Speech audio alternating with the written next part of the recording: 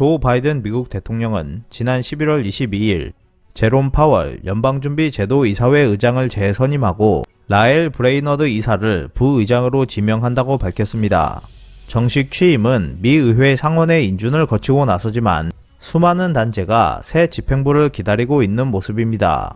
연방준비제도는 11월 연방공개시장위원회의 결정에 따라 대규모 자산 매입을 축소로 전환하는 테이퍼링에 착수했지만 유가 등이 급등하는 가운데 이번 금융정책 정상화는 리먼 쇼크 이후와 다른 인플레이션 국면 정상화라는 어려움을 겪고 있습니다. 한편 일본은 C19 위기에 빠지고 나서 1년 반 남짓이 경과한 지금도 여전히 더 많은 돈을 찍어내겠다며 느긋하게 재정 운영을 계속할 자세를 보이고 있습니다. 사실상의 재정 파이낸스로 재정을 지탱해온 일본은행도 정상화를 검토하는 기색조차 보이지 않고 있고 일본에서는 출구 전략에 관한 논의도 이루어지지 않고 있습니다. 현재 세계 경제는 C19로 인한 공급 쇼크 국면에서 인플레이션 국면으로 전환하고 있습니다.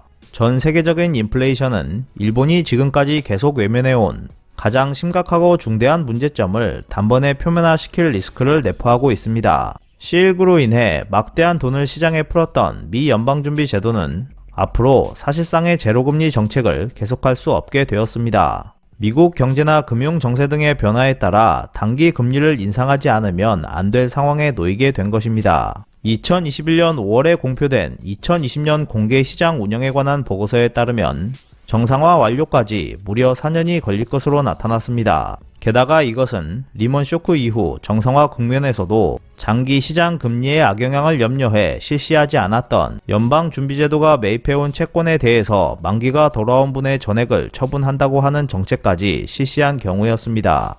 실제로는 이 정도로 연방준비제도가 채권을 손에서 놓을 수 있다고는 생각하기 어렵기 때문에 정상화에는 보다 긴 연수가 필요하게 될 것으로 보입니다. 연방준비제도의 또 다른 문제는 정상화 국면에서 금리 인상 유도에 따른 재무적 비용 부담입니다. 부채에 따른 이자 부담 비용이 연방준비제도가 얻을 수 있는 이유를 넘게 되는 사태가 발생해버리면 회계상 단기 적자가 발생하고 나아가 자본 잠식으로도 이어질 수 있습니다. 이처럼 이번 정상화 국면은 리먼 쇼크 이후보다 난이도가 훨씬 높다고 생각할 수 있습니다. 리먼 쇼크 이후의 정상화 국면은 이른바 저인플레이션 국면에서의 정상화였습니다. 반면 이번 정상화 국면은 인플레이션 국면에서의 정상화가 될 가능성이 높습니다. 인플레이션 가속화가 좀처럼 가라앉지 않으면 금리 인상 시기도 앞당겨야 할 가능성도 있습니다. 그러한 상황 하에서는 양적 완화 정책의 규모를 점진적으로 축소해 나가는 테이퍼링 역시 빨리 끝내야만 할 것입니다.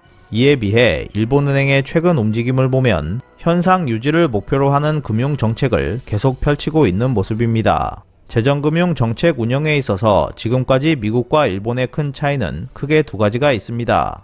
첫 번째는 일본은 재정 투입 시 재원 논의가 전혀 이루어지지 않는다는 점이고, 두 번째는 아베노믹스 이래 일본은행은 사실상의 재정 파이낸스로 방만 재정에 가담할 뿐 자산 규모 축소에 임한 적이 전혀 없다는 점입니다. 일본 전체로서도 정상화를 둘러싼 논의는 전혀 이루어지지 않고 있습니다. 그러한 일본은행의 최근 결산 자료를 보면 일본은행의 운용 자산 이율은 국채를 중심으로 하락세를 보이고 있습니다. 일본은행이 마이너스 금리 정책을 계속하고 있는 것을 감안하면 단기 국채 금리도 마이너스권으로 떨어지는 것은 당연하고, 일드 커브 컨트롤 정책에 따라 10년 금리까지 제로로 묶고 있는 것을 감안하면 장기 국채 금리가 떨어질 수밖에 없는 상황입니다. 여기서 일드 커브 컨트롤은 한국말로 수익률 곡선 관리라고 부르며, 수익률은 채권 금리를 뜻하고 이 채권 금리를 컨트롤하겠다는 것입니다.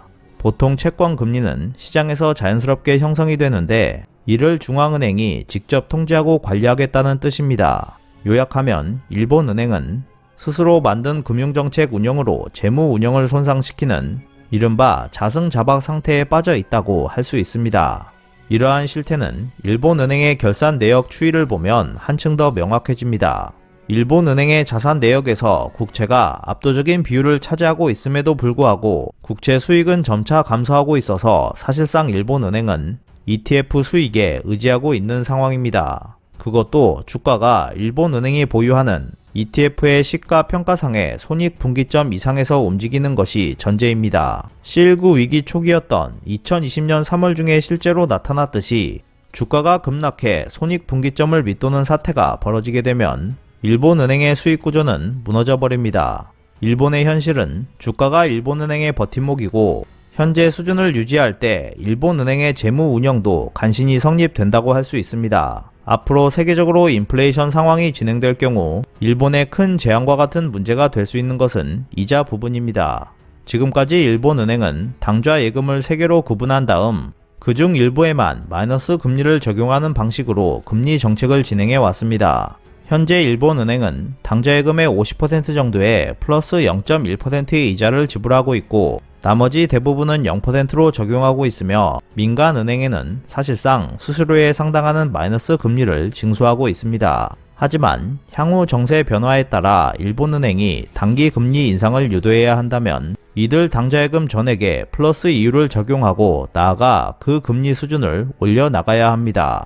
당좌예금 총액이 약 517조엔 있는 것을 감안하면 단기 금리를 가령 플러스 1%로 인상하는 것만으로도 일본은행은 연 5조엔의 비용을 부담해야 합니다. 이렇게 되면 일본은행은 단기 적자로 전락하거나 그 상태가 계속되면 자본 잠식 상태에 빠지는 일도 현실이 될 수 있습니다. 일본의 재정 사정은 2013년 이후 아베노믹스의 세계의 화살로 기동적인 재정 운영이 내걸린 것에 이어 C19 위기로 2020년도에는 2회에 걸쳐 보정 예산을 짜면서 예산 총액이 176조엔 규모까지 팽창했습니다. 이러한 일본의 상황은 재원의 상당 부분을 단기 국채로 충당하는 이른바 카드 돌려막기 상태에 있다고 할 수 있습니다. 장기 국채는 시장에서 소화하기 어려워지고 있는 데다가 향후 시중은행에 악영향을 끼칠 것을 감안하면 일본은행이 국채를 매입하는 것에 의존하는 것도 사실상 어려워지고 있습니다. 이러한 이유 때문에 일본은 2020년도 보정 예산에서 증액분을 장기 국채로 조달하는 것을 보류했습니다.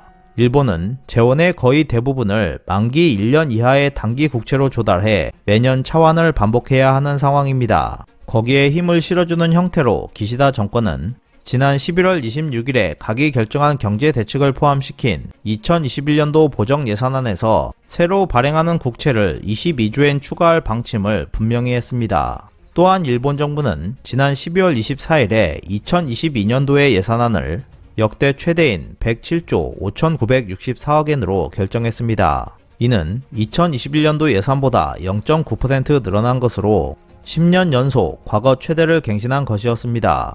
현재 일본은 아직 금리를 올릴 수 있는 상태가 아니다라며 초저금리 정책을 유지하려 하고 있습니다. 이러한 일본의 금융 정책을 깨트릴 열쇠는 향후 외환 시세가 쥐게 될 것입니다. 현재 인플레이션이 진행되고 있는 나라는 미국만이 아닙니다. 인플레이션은 전 세계적으로 진행되고 있기 때문에 한국은 이미 금리를 2차례나 인상했고 선진국들은 금융 정책의 정상화를 진행시키거나 가까운 시일 내에 진행시키려 하고 있습니다. 그렇게 되면 한국을 비롯한 선진국들과 일본의 금리차가 벌어지면서 엔화 가치는 크게 하락하게 될 것입니다. 지금과 같이 전 세계적인 인플레이션 국면이 계속된다면 일본은 금리를 올리지 않는 한 엔저와 치솟는 물가를 막을 수 없을 것입니다.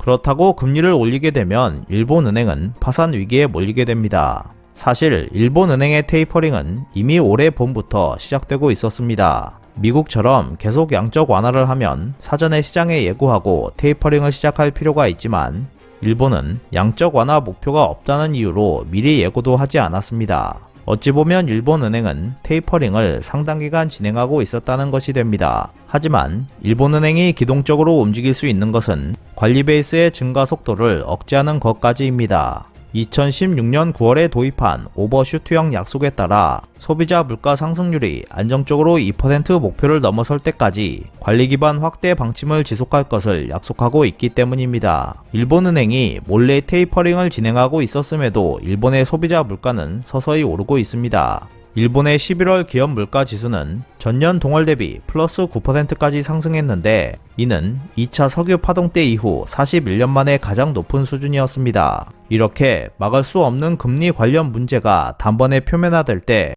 일본이 어떤 대응책을 펼칠지 귀추가 주목되고 있습니다. 이상 피커TV였습니다.